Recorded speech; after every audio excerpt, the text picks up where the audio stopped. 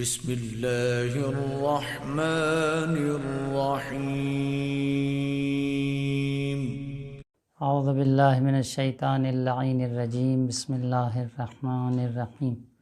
الحمد للہ رب العالمین، الصلاۃ والسلام علی محمد وآلہ الطیبین الطاہرین، لا سیما بقیۃ اللہ المنتظر فی العالمین واللعن الدائم علی اعدائہم اجمعین۔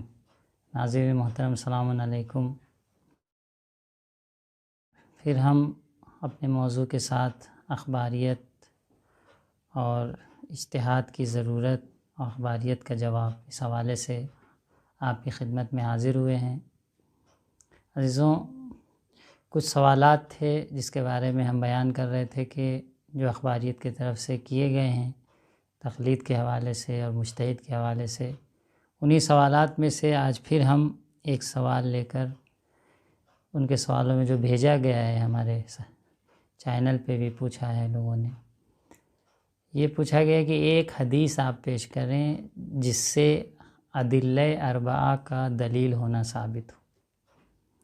دیکھیں، ادلہ اربعہ ہم کسے کہتے ہیں؟ یعنی قرآن، حدیث، اجماع اور عقل، یہ چار دلیلوں کو اصولی اصطلاح میں ادلہ اربعہ کہا جاتا ہے۔ اب آپ خود دیکھیے کہ کتنا عجیب سا سوال ہے کہ کہتے ہیں ایک حدیث پیش کریے جس میں ادلہ اربعہ کو بیان کیا گیا، یعنی قرآن کے دلیل ہونے میں انہیں کوئی شک ہے، یا حدیث سے اہل بیت علیہ الصلوۃ والسلام جو اہل بیت علیہ السلام سے ہم تک پہنچی ہے، کیا اس کے حجت ہونے میں انہیں کوئی شک ہے؟ اگر وہ قرآن پہ عمل نہیں کریں گے، اگر وہ حدیث پہ عمل نہیں کریں گے، تو پھر کس پہ عمل کریں گے؟ تو ایک ایسی دلیل آئے جو یہ بیان کرے کہ قرآن اور حدیث اور اجماع اور عقل حجت ہے، ضرورت ہی نہیں، جب سب کا دلیل ہونا الگ الگ بیان ہو چکا ہے۔ قرآن تبیان لکل شیء ہے، ہر شے کے لیے بیان ہے، ہدی للناس ہے، لوگوں کے لیے ہدایت ہے، ہدی للمتقین، متقین کے لیے ہدایت ہے۔ تو جب قرآن کا بار بار ذکر ہوا ہے، پیغمبر پہ نازل ہوا یہ قرآن، انا انزلناہ فی لیلۃ القدر، تو اب قرآن کے حجت کے لیے ہمیں دلیل اور نہیں چاہیے، ایک حدیث ہمیں ضرورت نہیں کہ وہ حدیث، جبکہ حدیث بھی ہیں جس سے قرآن کی حجیت اور اہل بیت کی حدیث اور روایات کی حجیت۔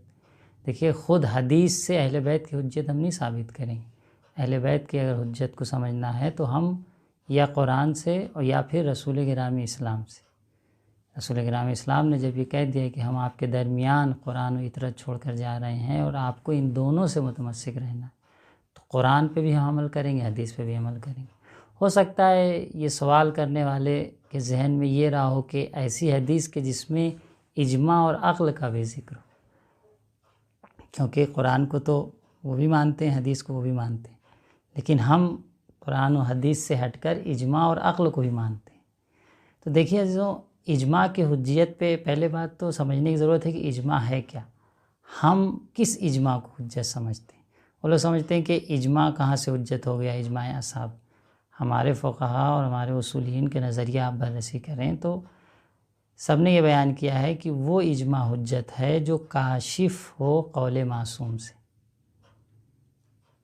جو قول معصوم کے لیے کاشف ہے، یعنی جس سے یقیناً ہمیں یقین ہو جائے کہ معصوم اور قول معصوم یہی ہے۔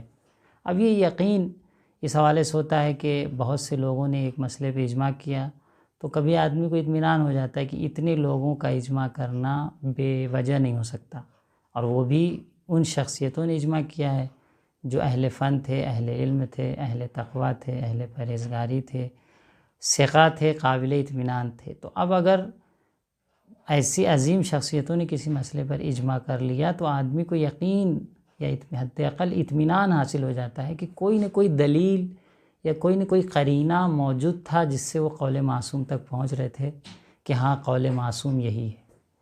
تو بہر صورت اجماع جو ہم مانتے ہیں، ایسے نہیں کہ کوئی بھی کہیں بھی اجماع کر لے ہم اسے حجت مان لیں۔ ہم ایسے اجماع کو حجت نہیں مانتے جس اجماع کی بنیاد پر اہل بیت کا یا مولا کائنات کا حق چھین لیا گیا۔ اس اجماع کو حجت مانتے ہیں جو قول معصوم تک، اہل بیت علیہ الصلوۃ والسلام کے قول تک ہمیں پہنچاتا ہے۔ اب یہ اطمینان کبھی قرائن اور بہت سی چیزوں کو ضمیمہ کرنے کے ذریعے فقی ایسی فقی نہیں بنتا ہے۔ آپ صرف روایت پڑھ کے فقیہ نہیں بن جائیں گے، بہت سی چیزوں کو دیکھنا ہوتا ہے۔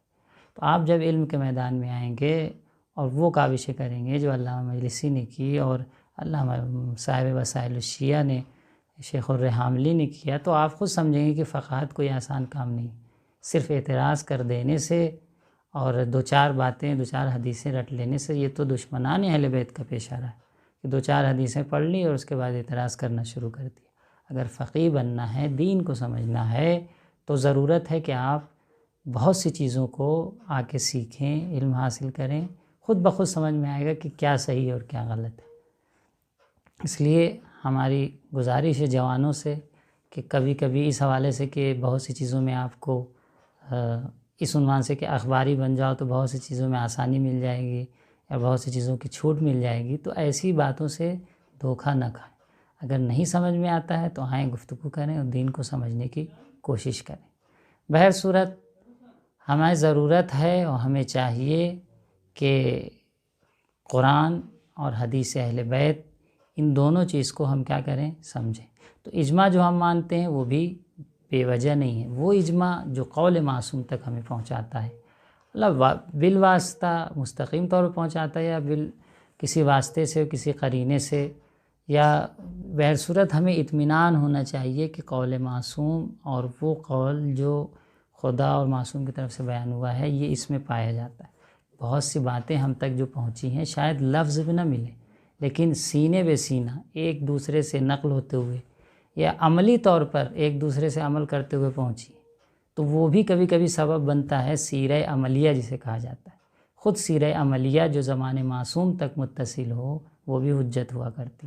تو ہم حدیث صرف نہ ڈھونڈیں کہ جہاں لفظ ہو، بہت سے اعمال جو مومنین، متقین اور اللہ اور رسول اور اہل بیت کے جو خاص صحابی تھے جن سے نسل بہ نسل ہم تک پہنچے ہیں اور سب کے ذہن میں یہ تھا کہ یہ چیز ضروری ہے، تو اب ہم اس کے لیے لفظ نہیں تلاش کریں گے، اسے سیرہ مستمرہ زمان معصوم کہا جائے گا۔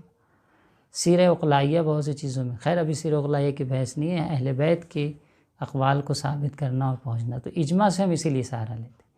عقل، آپ کہتے ہیں کہ عقل سے شریعت ثابت کرتے ہیں، عقل سے، بھئی ہم عقل سے کب فتویٰ دیتے ہیں کہ عقل ہماری یہ کہہ رہی ہے کہ نماز صبح 2 نہیں 3 رکعت ہے، کسی مجتہد نے فتویٰ دیا؟ عقل وہاں ہے جہاں پر ہمیں حکم شرعی کو سمجھنا ہے، تو کیا آپ عقل کا چراغ گل کر کے اور عقل کا دروازہ بند کر کے شریعت کو سمجھنا چاہیں گے؟ تو عقل ہم کہاں استعمال کرتے ہیں؟ عقل ہم وہاں استعمال کرتے ہیں جہاں پر عقل یقینی طور پہ حکم کرتی۔